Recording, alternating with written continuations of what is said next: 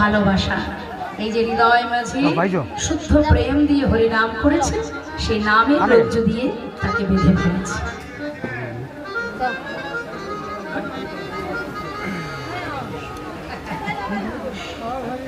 তা বেঁধেছেন ভগবানকে, মাও বেঁধেছিলেন যশোমতী।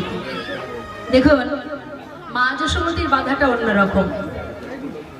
ভগবানকে কেউ ক্রোধ ভরে যদি বাঁধতে চায় বাঁধতে পারবে না, ভালোবাসা দিয়ে বাঁধলেই বাঁধা যায়।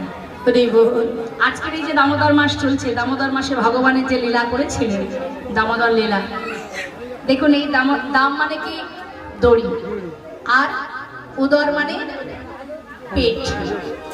পেটের সঙ্গে এই উদরের সঙ্গে সুন্দর করে উদুক হলে বেঁধেছিল মা যশোমতী। কেন বেঁধেছিল?